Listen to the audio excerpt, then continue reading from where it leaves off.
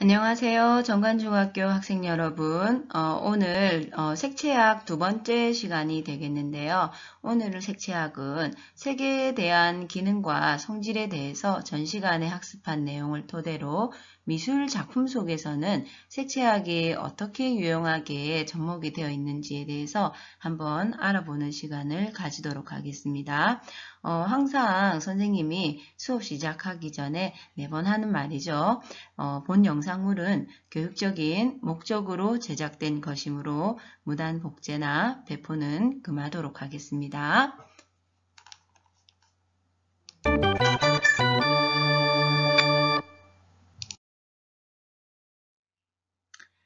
자, 오늘의 학습 목표는요, 세 가지가 되는데요. 첫 번째는 색채학에 대한 이론 수업을 통해서 빛과 색의 원리를 알 수가 있다. 그리고 두 번째는 색의 기능과 활용을 이해하고 그림 속에서 색의 활용을 찾아볼 수가 있다.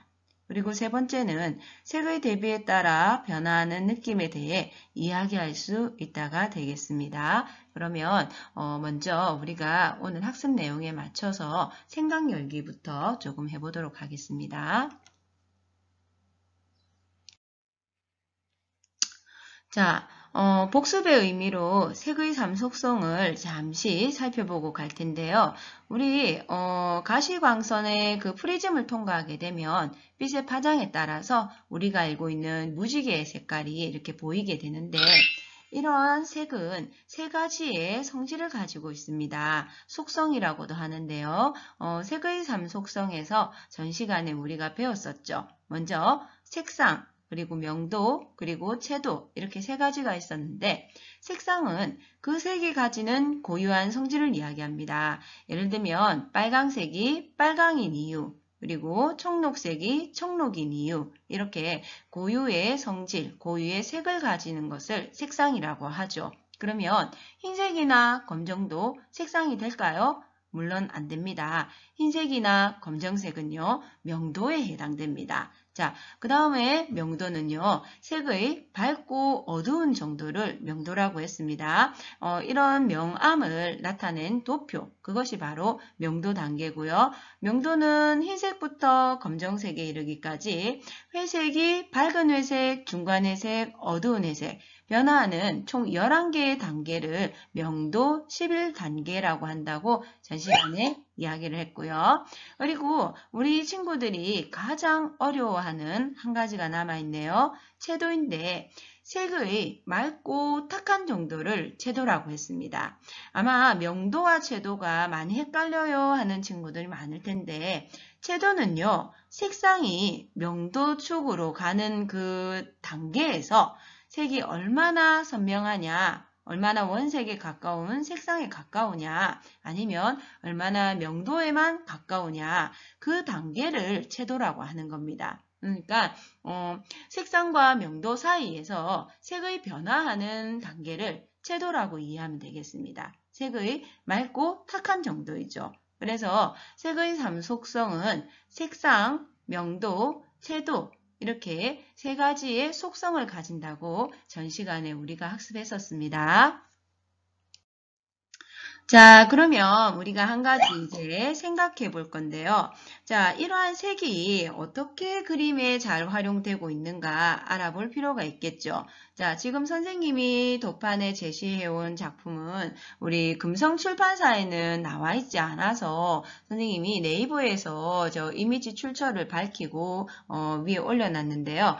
이 작가는 러시아 출신의 미국 작가입니다. 마크 로스코라고 해서 색면 추상화의 대가입니다. 그러니까 어떤 색을 그 캔버스에 계속해서 펴서 바르면서 그 색이 주는 느낌을 우리에게 전달하고자 하는 게 색면 추상화인데요.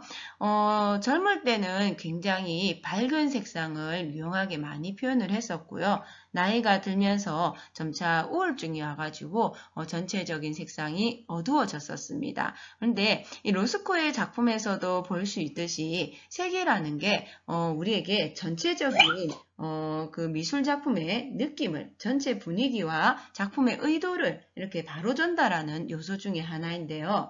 특히 19세기에 이르게 되면 화가들이 빛의 변화에 따라 사물의 색채가 달라진다는 것을 알게 됩니다. 그리고 그 관심이 그림에 표현되는데요. 제일 먼저 그게 시작된 게 자연주의 화가들이 밖에 나가서 야외 사생을 하면서 직접 보고 그리면서 시작되게 되죠. 그러면서 인상파나 신인상파 또는 후기인상파, 생면추상, 표현주의 등으로 계열을 거치면서 영향을 주게 되는데, 그러면 우리 그 미술 작품 속에서 색은 어떤 역할을 하는가, 어떤 변화를 보여줄 수 있는가 다 같이 한번 또 살펴보는 시간을 가지도록 하겠습니다. 자, 지금 우리가 보는 이 작품은요, 휘슬러의 작품입니다. 녹턴이라는 그 음악이죠. 음악을 듣고 파란색과 은색으로 그 패널에다가 유화물감으로 표현한 것인데요. 작가의 녹턴 연작 중에 하나입니다. 연작이라는 것은 하나의 제목으로 여러 개의 작품을 표현하는 것을 연작이라고 합니다. 이 그림은 원래 청록색 달빛의 하모니라는 이름으로 불렸는데요. 1872년에 이 그림을 구입한 선박왕 레이랜드라는 사람이 템스강 풍경을 묘사한 이 그림에 녹턴이라는 제목을 추천하게 됩니다. 그래서 휘슬러는 음악과 유사한 느낌을 암시하던 녹턴, 즉 밤 시간을 위한 소곡을 음악에서 녹턴이라고 하죠. 이 녹턴이 마음에 들어서 녹턴이라는 이름으로 또 연작을 만들게 되는 거죠. 당시에는 미완성 같다는 그 혹평을 듣기도 했지만 예술을 위한 예술을 표방했던 휘슬러에게는 대상의 실제적인 표현보다는 이미지의 느낌을 훨씬 더 중요시했기 때문에 이렇게 표현을 했다고 합니다. 그래서 이 푸른색에서 주는 이 영감과 서정적인 느낌이 작품의 제목과 굉장히 잘 어우러지는 그런 작품이기도 합니다. 자, 다음에 보여주는 이 작품은요, 우리가 알고 있는 신인상주의의 쇠라라는 작가의 작품입니다. 그랑자트 섬의 일요일 오후라는 작품인데 굉장히 사실적으로 그린 것 같은데 사실적이지 않은 좀 애매모호한 느낌의 작품이죠. 이게 왜 그러냐면 색을 입힐 때 그냥 색을 칠하는 게 아니라 색점을 하나하나 다 찍어가지고 그 색점이 멀리서 봤을 때 그 중간색으로 조화를 이루는 중간 혼합의, 즉 병치 혼합을 보여주는 이런 그 작품 표현 방법으로 표현되었기 때문에 굉장히 도안적이면서도 몽환적이면서도 신비로운 느낌을 주는 게 이 쇠라의 작품입니다. 그런데 현대 도시 생활의 단면을 묘사한 그림인데요. 작가는 세심한 구성과 단순화된 기하학적인 형태가 강조된 작품을 그리기 위해서 50점 이상의 예비 스케치와 드로잉을 했다고 합니다. 그러니까 굉장히 구체적으로 계획하고 들어간 작품인 거죠. 그래서 제작적인 측면에서 이 그림은 매우 혁신적이고요. 당시에, 그러니까 1800년대거든요. 1800년대 후기에 만들어진 당시 작품으로는 색이 캔버스가 아니라 시각에서 혼합될 때 더 빛나는 효과를 낸다고 주장했던 루드의 영향을 받아서 표현된 것입니다. 그래서 균일한 순색의 점으로 뒤덮는 점묘법을 원작으로 표현을 했고 이 점묘법 자체가 우리가 색의 혼합, 중간 혼합에서 배웠던 병치 혼합인 겁니다. 근데 쇠라는 근대적인 삶을 고대 그리스의 프리지 양식으로 또 보여주는 것이 자신의 목표라고 말한 적이 있습니다. 그래서 그는 의도적으로 인물들에게 이름이 없는 익명성이랑 역사와의 영원함과 엄숙함을 일부러 부여하기도 했다고 합니다. 근데 사실 쇠라는 이렇게 열심히 점 찍다가 말년에 실명까지 오게 되죠. 그래서 화가들이 작품을 위해서 정말 그 혼을 불태우고 작품을 완성한다는 그런 예를 보여준 작품이기도 합니다. 자, 이 작품은요, 자연에 내재한 영적 에너지라는 부제를 가지고 있는데, 라이프의 작품입니다. 꽃가루라는 송화가루 송화가루를 이용한 작품인데요. 라이프는 꽃가루, 우유, 돌, 밀랍 등의 혼합재료라고 합니다. 여러 가지 재료로 자연에 내재한 영적인 에너지를 상징적으로 표현하려고 했던 작가라고 합니다. 그래서 형태를 형상화하기보다는 비정형의, 그러니까 형태는 없지만 우리에게 그 심리적인 느낌으로 이렇게 표현을 하려고 했었고요. 자연과학 너머의 다른 세계, 즉 영적인 초월적인 세계를 표현하고자 했고, 인간과 물질을 최소화하면서 자연이 지닌 천연의 색을 그대로 보여주려고 했기 때문에 송화가루를 이용해서, 송화가루가 뭐냐면요, 그 송진입니다. 그 소나무에서 그 봄에 노란 가루 날리는 거 있죠. 그게 바로 송진이고 송화가루입니다. 그 가루들을 가지고 그대로 안착시켜가지고 표현을 한 겁니다. 색을 칠한 게 아닙니다. 그래서 우주의 모든 현상이나 전체를 위한 하나의 부분들이 미세한 꽃가루를 이루는 그 꽃가루로 이를 상징하고 또 표현하는 또 하나의 소재로 이렇게 활용을 한 거죠. 그래서 현대 작가들 중에는 그림을 그리되 색을 안료로 쓰지 않고 원래 가지고 있는 재료의 색상을 이렇게 표현하기도 합니다. 자, 이 작품은 우리가 사실 그 누구나 알고 있는 작품이죠. 그 모네의 그 인상주의 대가인 그 모네의 작품인데요. 모네가 그림을 그릴 때 한 곳에서 풍경을 그릴 때 한 번만 그리지를 않습니다. 시시각각 변화하는 대기의 그 빛의 색을 갖다가 담기 위해서 한 곳에서 여러 번, 여러 날, 여러 시간을 그림으로 옮기게 되죠. 그 연작 중에 하나인데요. 루앙 대성당이라는 그 대성당의 입구를 표현한 것인데 서쪽 정면입니다. 그래서 햇빛이 비칠 때 또 날씨가 다를 때 계속해서 다른 모습으로 표현을 한 겁니다. 근데 이 루앙 대성당을 그린 일련의 그림들이 모네가 시골 성당을 비추는 햇빛의 효과를 관찰해가지고 그린 거고요. 모네는 1894년경에 다른 일간과 다른 계절에서 같은 대상을 그렸을 때 태양의 위치에 따라 또 계절의 차이에 따라 또 색이 변화한다는 것을 또 이렇게 보여주기도 합니다. 그리고 1892년에 루앙 대성당 건너편에 있는 포목점 위층에서 작업실을 마련해 놓고 아예 그곳에서 2월부터 4월까지 2달 동안 수많은 작품을 같은 장소에서 표현을 하는 거죠. 그래서 다음에는 조금 떨어진 다른 방에서 또 작업하기도 하고요. 그런 식으로 매우 가까운 거리에 시점을 두고 또 비스듬한 구도로 성당의 남서쪽 장면도 그리기도 했습니다. 그래서 시시각각 변화하는 그 빛에 따라서 색은 어떻게 우리의 눈에 다르게 보이게 되는가를 굉장히 많은 연구를 했었고요. 이런 인상주의 작품으로 인해서 현대미술이 또 하나의 다른 장을 또 열게 된 계기가 된 거죠. 자, 이 작품은요, 고갱의 작품이죠. 우리 후기 인상주의의 3대 거장을 말하자 하면 바로 고갱, 고흐, 그리고 세잔 이렇게 3명의 작가를 이야기할 수 있는데요.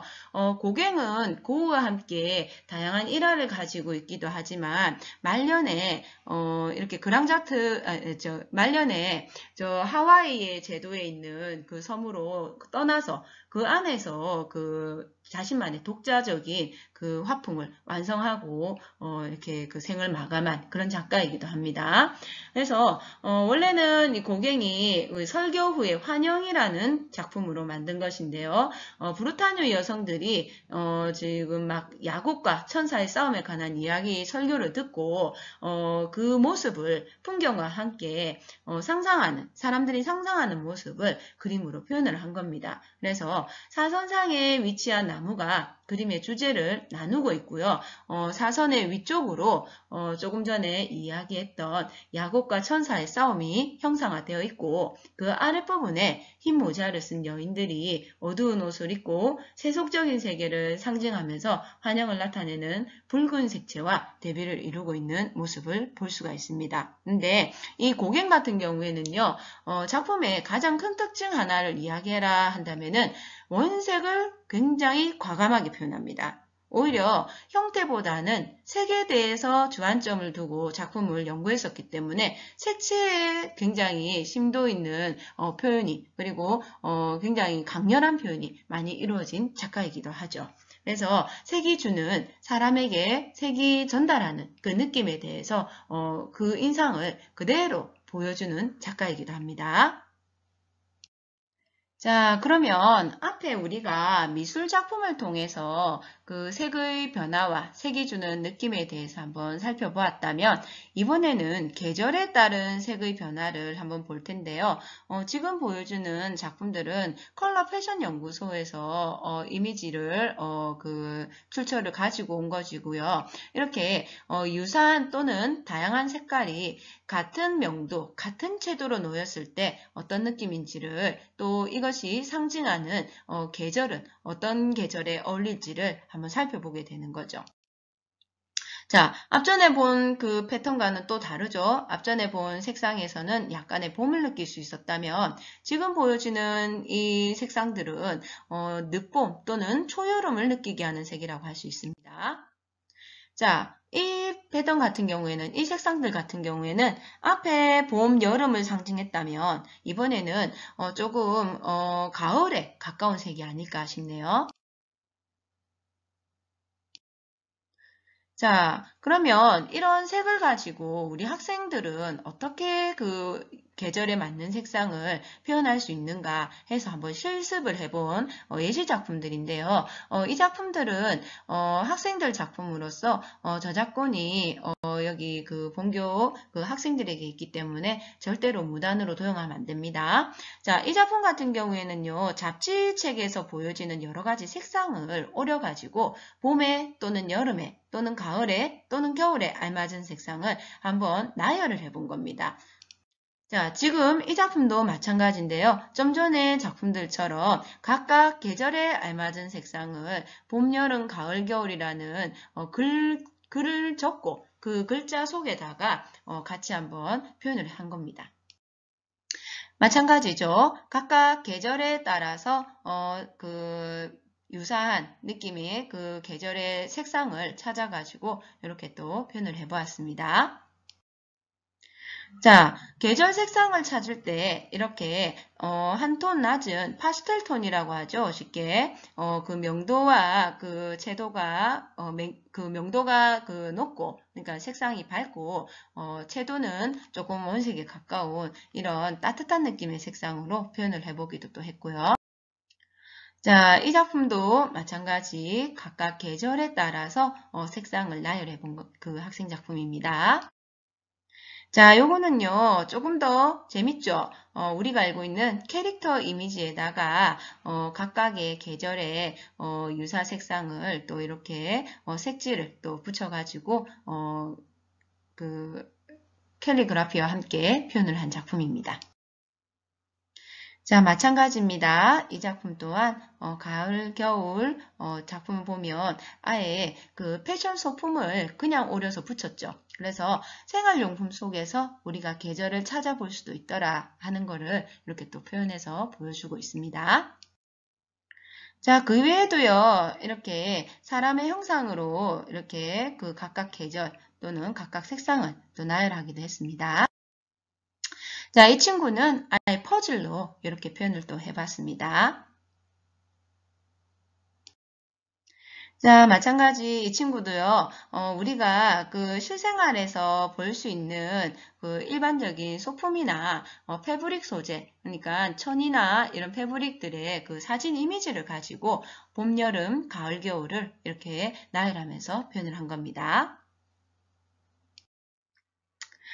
이 친구는요, 마찬가지 계절을 표현을 했는데요. 또 조금 다른 느낌으로 또 보여지죠. 여러 가지 과일로도 이렇게 색상을 계절별로 표현이 가능했습니다. 자, 그러면 오늘 수업의 마무리로 형성평가를 해볼 텐데요. 형성평가의 정답은 비밀 댓글로 달아주면 되겠습니다. 문제는요, 색에 대한 느낌으로 바르지 않는 것, 틀린 것을 고르는 겁니다. 보기 1번, 밝은 색은 가벼운 느낌을 준다. 보기 2번, 어두운 색은 무거운 느낌을 준다. 보기 3번 푸른색 계열은 차가운 느낌을 준다. 보기 4번 붉은색 계열은 따뜻한 느낌을 준다. 보기 5번입니다. 밝고 따뜻한 색은 후퇴하거나 수축되어 보인다. 자, 여기서 정답은 한 가지입니다. 정답을 찾아서 비밀 댓글로 달아주면 되겠습니다. 자, 이번 시간도 이렇게 색채학 수업을 그림과 그리고 학생들의 그 작품으로 한번 색의 느낌을 살펴보았습니다. 수고하셨습니다.